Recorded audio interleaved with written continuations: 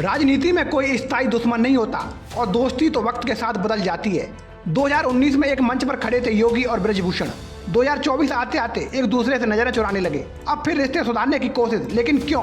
क्या अखिलेश यादव को छोटा भाई कह देना महज इत्तेफाक है या एक नई सियासी चाल? जानिए इस सियासी रिश्ते का पूरा पोस्टमार्टम सिर्फ भारत टाइम्स न्यूज पर। नमस्कार दोस्तों, मैं मुकेश उपाध्याय, आप देख रहे हैं भारत टाइम्स न्यूज। आज की रिपोर्ट में हम बात करेंगे एक ऐसे नेता की जो कभी बीजेपी के ताकतवर चेहरों में से एक माने जाते थे, लेकिन अब उनके बयानों से सियासी समीकरण बदलते दिखाई दे रहे हैं। अब बात हो रही है ब्रजभूषण सिंह की। एक समय ऐसा था जब वो यूपी की राजनीति में योगी आदित्यनाथ के करीबी माने जाते थे, लेकिन साल 2019 के बाद से दोनों नेताओं को एक साथ मंच साझा करते हुए नहीं देखा गया। अब सवाल ये है, क्या इनके बीच मनमुटाव है? क्या अब रिश्ते फिर से पटरी पर आ रहे हैं या फिर ये सभी चुनावी रणनीति का हिस्सा है? आइए जानते हैं पूरी कहानी। साल 2019 आखिरी बार एक साथ। साल 2019 में लोकसभा चुनाव का दौर था। गोंडा की एक जनसभा में सीएम योगी आदित्यनाथ और ब्रजभूषण सिंह ने एक साथ मंच साझा किया। इसके बाद दोनों किसी भी राजनीतिक या सार्वजनिक कार्यक्रम में एक साथ नहीं दिखे। धीरे धीरे मीडिया में अटकलें तेज हो गईं कि दोनों नेताओं के बीच दूरियां आ गई हैं। साल 2024 में बयानबाजी से मचा हड़कंप। हाल ही में ब्रजभूषण सिंह ने अखिलेश यादव को लेकर कुछ ऐसे बयान दिए जो बीजेपी के लिए असहज करने वाले थे। उन्होंने कहा अखिलेश यादव धार्मिक व्यक्ति हैं, वे श्री कृष्ण के वंशज हैं। उनके पिता मुलायम सिंह यादव भी हनुमान जी की भक्ति करते थे। इतना ही नहीं, उन्होंने आगे ये भी कह दिया कि अखिलेश को आप मेरा छोटा भाई मान सकते हैं। और फिर जब उनसे पूछा गया कि वे अब भी बीजेपी में हैं, तो उनका जवाब था, मैं भारतीय जनता पार्टी का हूँ। पॉडकास्ट में ब्रजभूषण ने क्या कहा? एक यूट्यूब चैनल के साथ बातचीत में उन्होंने कहा, मैं किसी भी नेता की आलोचना तभी करता हूं जब जरूरत हो। मैं व्यक्तिगत टिप्पणी नहीं करता। सीएम योगी आदित्यनाथ से मेरे आत्मीय रिश्ते हैं। कभी कभी कुछ बातें हो जाती हैं, लेकिन हम फिर मिलेंगे। हमारे बीच कोई मनमुटाव नहीं है।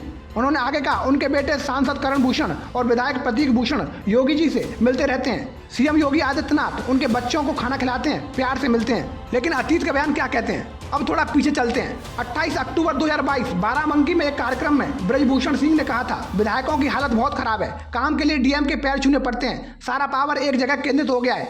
11 अक्टूबर 2023 गोंडा हिंसा मामले पर उन्होंने पत्रकारों से कहा, मैं बुलडोजर नीति का विरोधी हूँ। 10 जुलाई 2024 गोंडा की एक सभा में उन्होंने फिर दोहराया, अगर सच्चाई बोलना बगावत है तो मैं बागी हूँ। जनवरी 2022 जन्मदिन पर सीएम को न्योता। ब्रजभूषण सिंह ने अपने जन्मदिन पर सीएम योगी आदित्यनाथ को आमंत्रित किया था। सीएम आवास में मुलाकात भी हुई, लेकिन सार्वजनिक कार्यक्रम में सीएम नहीं पहुंचे। इस घटना के बाद ही रिश्ते ठंडे होते चले गए। 14 अक्टूबर 2022 बाढ़ में घर डूबने की घटना पर उन्होंने सरकार की खुलकर आलोचना की। इस दौरान उन्होंने कहा था, सरकार कुछ नहीं कर रही, ट्रैक्टर से आना जाना पड़ रहा है। राजनीति की परतें और ठाकुर समीकरण। अब सवाल यह है, यह सब बयानबाजी महज संयोग है या रणनीति? ब्रजभूषण सिंह ठाकुर समुदाय के प्रभावशाली नेता हैं। योगी आदित्यनाथ भी ठाकुर हैं। क्या ये ठाकुर वोट बैंक की अंदरूनी खींचतान है?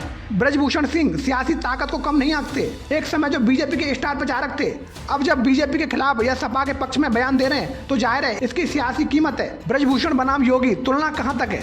अगर योगी आदित्यनाथ नहीं होते तो क्या ब्रजभूषण सिंह उनके बराबर माने जाते? ब्रजभूषण के समर्थकों का दावा है वो खुद एक पावर सेंटर है।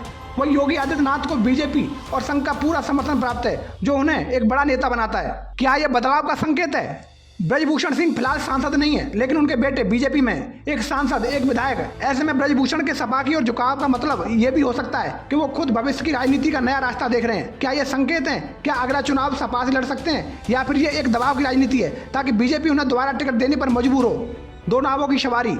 एक तरफ ब्रजभूषण सिंह बीजेपी में बने रहने की बात कर रहे हैं, दूसरी ओर अखिलेश यादव को छोटा भाई कह रहे हैं। क्या ब्रजभूषण सिंह खुद को सियासी फ्री एजेंट बनाए रखना चाहते हैं? क्या वे दोनों तरफ अपने लिए संभावना खुली रखना चाहते हैं? क्या बीजेपी इस माहौल को लेकर कोई स्पष्ट रुख अपनाएगी?